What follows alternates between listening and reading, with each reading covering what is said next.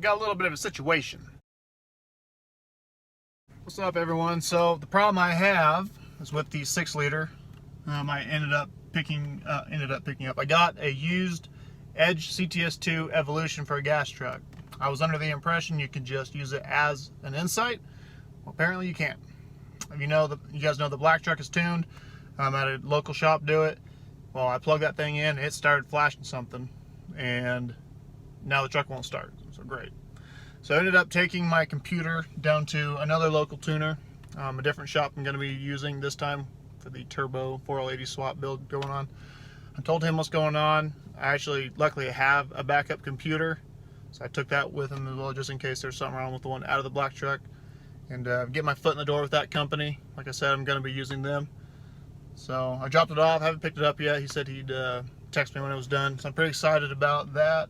Hopefully he can fix a couple of the issues I had with the last tune. Looking forward to see how it runs. Mostly how the torque converter acts, but yeah, we'll go pick it up here in a minute. And another thing, so I called Edge first, told him, I was like, what the heck, I plugged this thing in. I didn't tell it to tune anything. I mean, granted it was used, but I don't think that would affect anything. But I was like, yeah, my truck won't start. And they were like, yep, you have to get it reflashed. I'm like, okay. So I'm in the process of doing that. They did say that they would give me the software to make it just an Insight, not a Evolution for a gas tuner.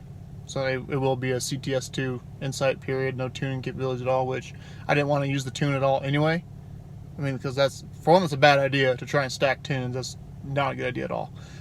Two, a custom tune is definitely better than a box tuner. It's just how it is. So if you're thinking about doing something similar, do not plug it in until you get the update or the software changed to make it just an Insight.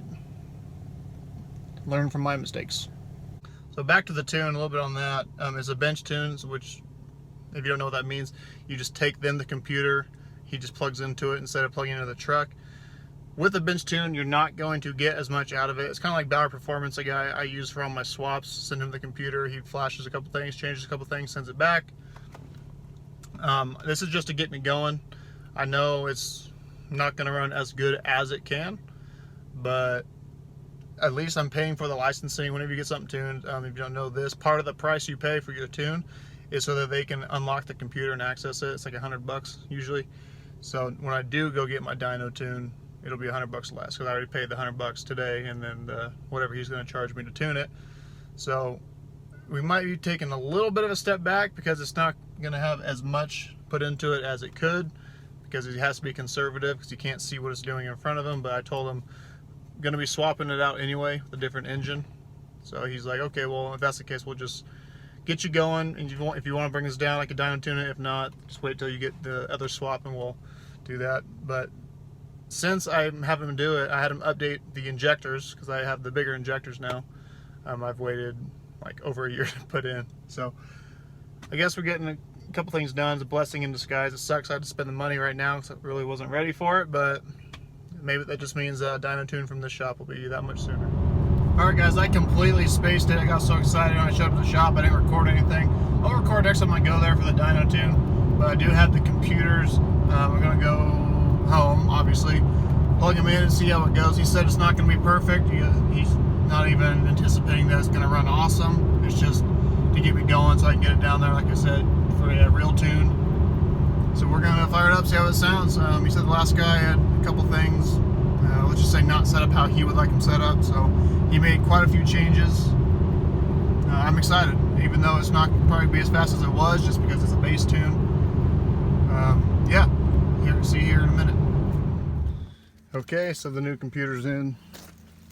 Have not started it yet. This is the first start.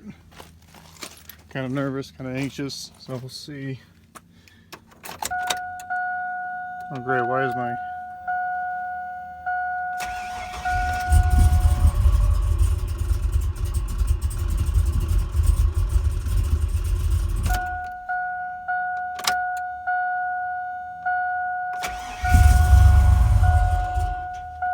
Yeah, that's not a good sign. Why is my speedometer maxed out?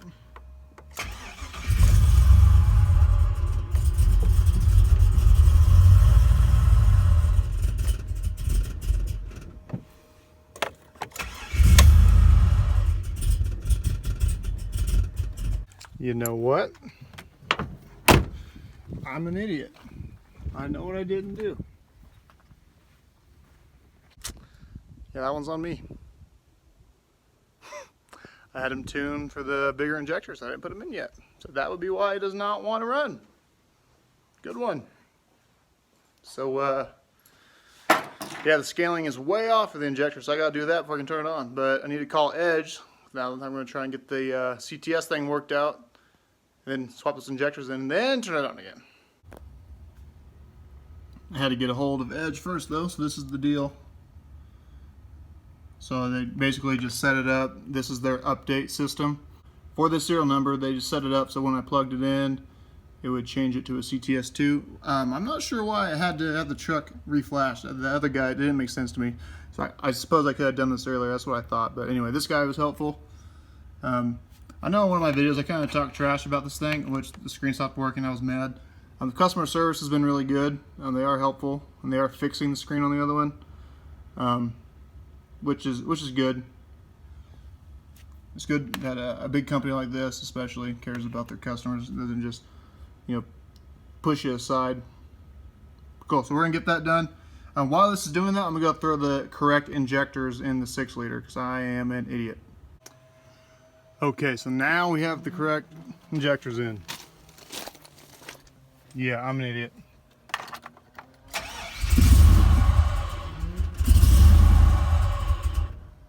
Okay.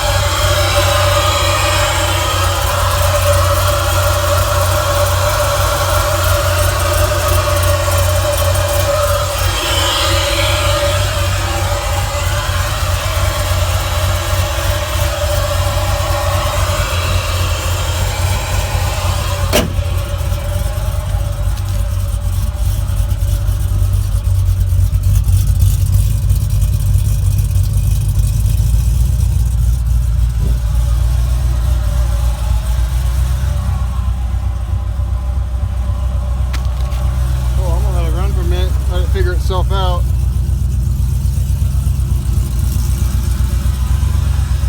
Sounds like it idles a lot better. Hell yeah. I'm not at all sure why the speedometer is maxed out, but I do want to just drive it around the block and see what happens. Got this working. That's good.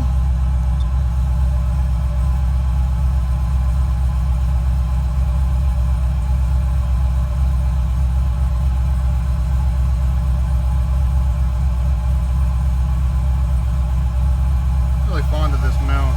Kind of expensive for plastic, but it looks good. Device must reboot. Alright, whatever.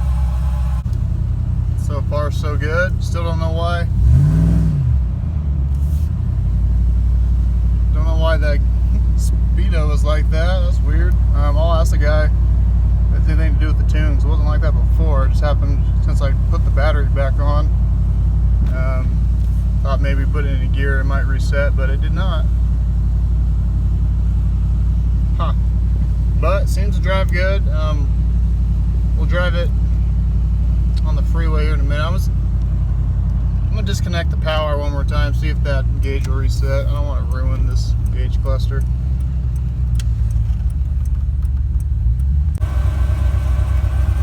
This is super random. I just unplugged the battery and plugged it back in and it worked. Ooh.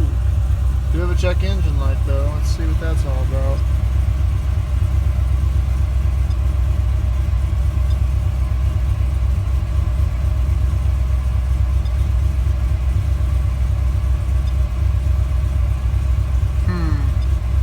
Yeah, well, what are you gonna do?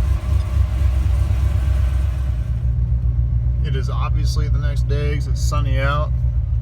But we're gonna drive this on the freeway and see what it actually feels like with the torque converter locking up. So I've never, at least with this stall converter, since the other guy tuned it, it wouldn't lock up in 4th gear. So we're going to see.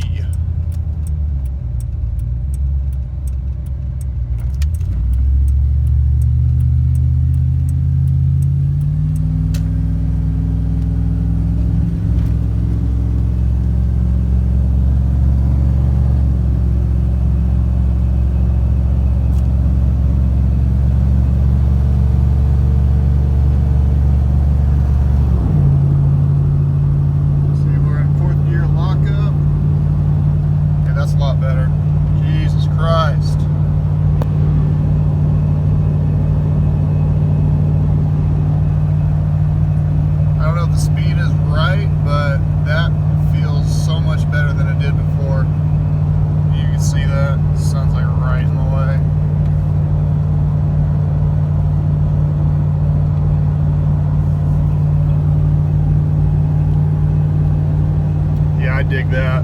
That lockup is where it's at.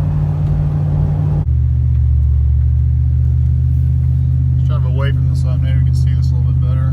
Still kind of fade or blurry. I don't know. Anyway, glare. There we go. Got some glare going. So he says he likes to lock it up a little after 50 miles an hour, 52, something like that. Let's get up to 50. Watch right below the horsepower. There we go, you hear it bog down. 4th gear lockup. So yeah, it looks like it's 52 miles an hour.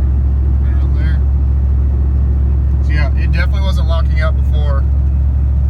Yeah, look at the mileage go up. Granted, it's flat ground, slightly downhill actually. This truck definitely does not get 19 miles a gallon. It has more like it, get a little bit of throttle. But with it locking up, there's no slip in the torque converter, so it gives you all the power. It's, direct drive basically. So, which for 4th gear, that's what you need. All the other gears, sure, leave it unlocked, but 4th gear needs lockup. I'm very happy with that, and I'm actually really impressed with how good this thing drives. I haven't gotten on it. I'm just a little hesitant, I guess you would say. I'm fine with it the way it is. It does drive. I mean, unlock. I'm cool with it. You know what? Doesn't have any problems. I feel like it's getting better. Still doesn't like to start when it's cold. I don't know if that's a tune issue now or if that is just maybe an issue I have. This is a stock fuel pump with big injectors, asking a lot of it. I am going to put a Walbro, I think what is it, 450 drop-in one? Not drop-in, but you have to take the sending unit out, get it in. Anyway, I'm going to be doing that. That might cause some of the hard start issues because I do notice that when it does start, it kind of misfires and it'll take off. So maybe that pump just isn't delivering enough fuel right out of the gate. It takes too long to build pressure. But so that's the game plan. I was hoping that this thing would be able to show the manifold pressure, but it doesn't. I wonder if I can change that somehow. Because it would be nice to have the boost when we get the turbo on. You have the vacuum boost gauge there instead of having the manual gauge. I'm actually not liking where this is at. I might just get the little pillar mount, just a single one, put it there. I don't like them, but whatever. This is kind of in the way. It is a pain in the rear to take this dash bezel off now with that in the way. But yeah, we'll see. We got a ways to go till we get there.